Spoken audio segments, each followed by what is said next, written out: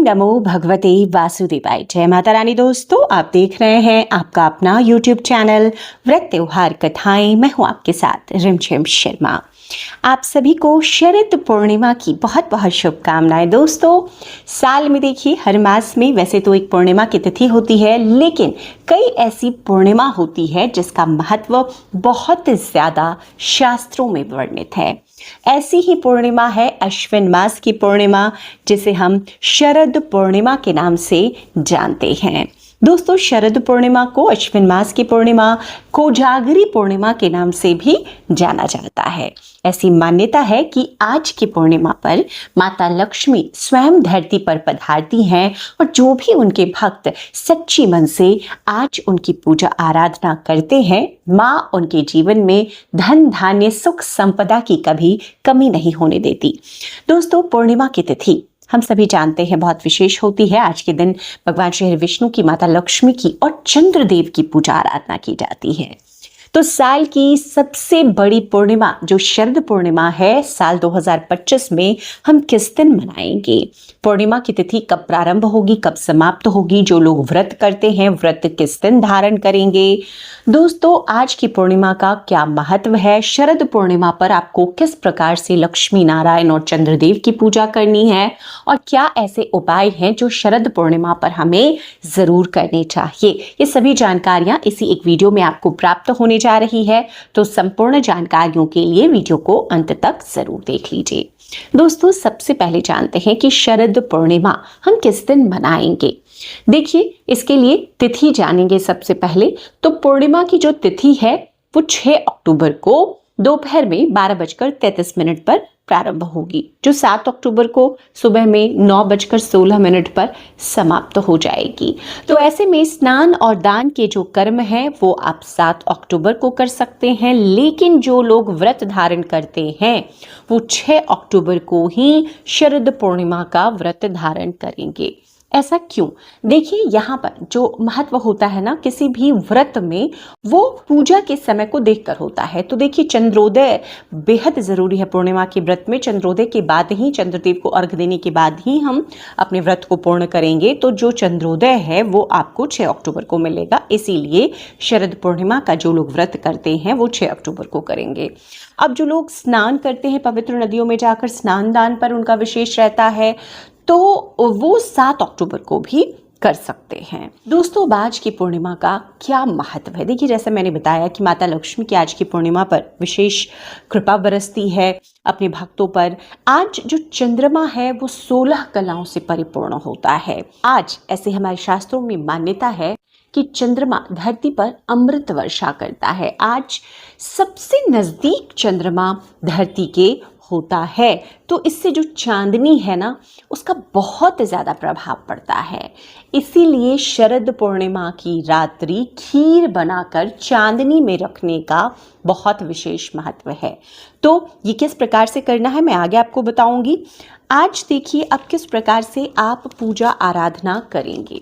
देखिए, आज की पूजा जैसे मैंने बताया कि लक्ष्मी नारायण की पूजा होगी और साथ ही चंद्रदेव की पूजा करेंगे जो लोग भी पूर्णिमा का व्रत धारण करेंगे। तो लक्ष्मी नारायण की पूरे विधि विधान के साथ में सुबह आप उठेंगे, स्नान आदि क्रियाओं से निवृत्त होंगे, और इसके बाद में आपके घर के मंदिर में जो भी लक्ष्मी नारायण की फोटो है, प्रतिमा है, उनका आप अभिषेक करेंगे। आप पंचामृत से कर सकते हैं, दूध से, गंगा जल से अभिषेक कर सकते हैं। आज नए वस्त्र धारण करवा सकते हैं। अगर वस्त्र नहीं दे रहे हैं तो कलावा रूपी वस्त्र दें, और उसके बाद पीले तिलक करें, अक्षत अर्पित करें। फूल में देखिए, पूर्णिमा की तिथि है ना, तो माता लक्ष्मी के निमित्त आपको एक कमल का फूल कोजागरी पूर्णिमा पर, शरद पूर्णिमा पर जरूर अर्पित करना चाहिए। तो कोशिश करके कमल का फूल लाएं। अगर ना मिले तो गुलाब के फूल अर्पित करें। भगवान श्री विष्णु को पीले फूलों की माला अर्पित करें, इससे वो बहुत प्रसन्न होते हैं। देखिए, भोग में आज विशेष भोग लगता है, तो माता को आज आपको मखाने की खीर का भोग लगाना चाहिए। भगवान श्री विष्णु को भी मखाने की खीर की भोग लगा सकते हैं। पीला रंग क्योंकि उन्हें बहुत प्रिय है, तो आप पीले रंग की शुद्ध जो मिठाइयाँ होती हैं तैयार करके या बाजार से लाकर भी भोग स्वरूप लगा सकते हैं। सीजन के जो भी पीले फल मिले, भोग स्वरूप आज रखिए। आज कोजागरी पूर्णिमा पर माँ लक्ष्मी को देखिए, रात में अगर आप उनका पूजन करते हैं ना तो बहुत प्रसन्न होती है। और जो मैंने खीर का विधान बताया, तो देखिए, चावल की खीर बनाइए और रात में 10 बजे 9 से 10 के बीच में माता लक्ष्मी की एक बार फिर से आपको पूजा करनी है। शुद्ध हो जाएं, शुद्ध वस्त्र धारण कर लें। जो व्रती हैं वो तो वैसे भी व्रत में ही हैं, और जो रात में आज कोजागरी पूर्णिमा पर माता लक्ष्मी का विशेष पूजन करते हैं ना, वो दिन में फलाहार रहते हैं या उपवास में रहते हैं। तो माता की पूजा का जो समय होता है लगभग यही 10-11 बजे के बीच में, मध्य रात्रि नहीं, उससे पहले आपको ये पूजन कर लेना चाहिए। तो कोजागरी पूर्णिमा पर पहले खीर देखिए बनाइए, रात्रि के पूजन के लिए खीर बनाइए, खीर माता को भी भोग लगाइए। और ये खीर की कटोरी आपको चांदनी में रखनी है, मतलब कि चंद्रमा के नीचे, जहाँ चंद्रमा की चांदनी सीधे पड़ सके। तो देखिए सभी के लिए संभव नहीं हो पाता, जो शहरों में रहते तो अपनी बालकनी में भी रख सकते हैं, छत पर अगर आपका खुला छत है तो आप वहाँ पर रखिए और एक छन्नी से उसे ढक दीजिए कि जो चांदनी है, जो चांद की रोशनी है, सीधे आपकी खीर में आए। ये जो खीर होती है ना, अमृत तुल्य हो जाती है और ख़ास तौर पर रोग दोषों से मुक्ति के लिए बहुत लाभकारी, बहुत महत्व रखती है। तो ज़रूर इस खीर को आपको बना करके रखना है। उधर माता को आपने, लक्ष्मी माता को खीर का भोग लगाया, माता को एक कमल का फूल अर्पित किया। कमल गट्टे की माला पर धूप दीप आदि करने के बाद में कमल गट्टे की माला पर आपको माँ लक्ष्मी के मंत्रों का आज जाप करना चाहिए। देखिए माँ लक्ष्मी का जो मंत्र है उसका जाप आप कर सकते हैं, या जो सबसे लघु मंत्र मैं बताती हूँ, ओम श्रीम श्रीये नमः, ओम श्रीम श्रीये नमः, इस मंत्र को आप जपिए 108 बार कम से कम, और ज़्यादा से ज़्यादा तो आप 5 माला, 9 माला, 11 माला ऐसे जप सकते हैं। आपके जीवन में धन संपदा की बरकत के लिए ये एक महा उपाय है, जो अगर आप कोजागरी पूर्णिमा की विशेष पूजा के साथ करते हैं जाप, आपको उसका लाभ तुरंत दिखाई देगा, तुरंत फलीभूत होते हैं ऐसे उपाय। तो इस उपाय को ज़रूर कीजिए। ध्यान रखिए, शुद्ध घी का दीपक किसी भी मंत्र जाप के पहले, किसी भी पाठ के पहले हमें ज़रूर जला लेना चाहिए। आज कोजागरी पूर्णिमा पर माता लक्ष्मी की सुबह में भी आपको विशेष पूजा करनी है और शाम के समय भी शुद्ध घी का एक दीपक ज़रूर लगाएं। आज देखिए, अब दान पुण्य के कर्मों का बहुत महत्व होता है, तो आज आपको दान करना चाहिए। देखिए विशेष दान आपको क्या करना है आज के दान में, देखिए अन्न का, वस्त्र का, चावल का दान, सफ़ेद चीज़ों का दान, चावल का दान कीजिए, दूध का, सफ़ेद मिठाइयों का, पैसे का दान भी कर सकते हैं। तो ये चीज़ें दान स्वरूप किसी ज़रूरतमंद को, ब्राह्मण को, ब्राह्मणी को आपको आज देना चाहिए। खीर ज़रूर आज आप बनाएं, खीर का भोग प्रसाद स्वरूप पूरे परिवार सहित आपको अगले दिन ग्रहण करना है। जो आपने पूरी रात आज श्रद्ध पूर्णिमा पर रखी है, उसको अगली सुबह स्नानादि क्रियाओं से निवृत्त होकर अपने पूजन को संपन्न करके पूरे परिवार में अपने प्रसाद स्वरूप ग्रहण करें। ये खीर देखिए किसी भी अन्य व्यक्ति को, जो बाहरी व्यक्ति है, उनको आपको नहीं देना है, स्वयं ही प्रसाद स्वरूप ग्रहण करना है। माता लक्ष्मी के पूजन का कोई भी प्रसाद, यहीं पर एक मैं बहुत महत्वपूर्ण जानकारी दे देती हूँ, माता लक्ष्मी के पूजन का कोई भी प्रसाद हम किसी बाहरी व्यक्ति को नहीं देते, हम अपने घर परिवार के लोगों के बीच ही वितरित करके खाते हैं। तो इस शरद पूर्णिमा ये सभी कर्म आपको करने हैं।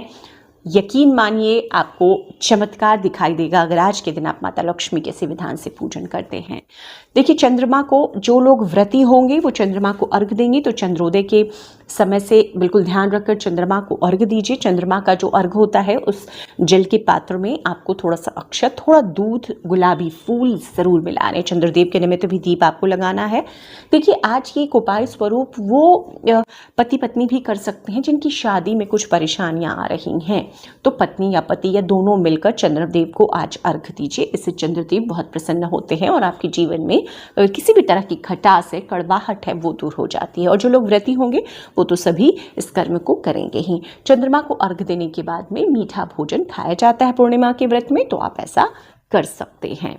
उम्मीद करती हूँ ये सभी जानकारियाँ आपके लिए उपयोगी होगी। वीडियो अगर पसंद आए तो लाइक कीजिएगा, ज़्यादा से ज़्यादा लोगों तक शेयर ज़रूर कर दीजिए ताकि वो भी इसका लाभ उठा सकें। वीडियो देखने के लिए बहुत बहुत शुक्रिया।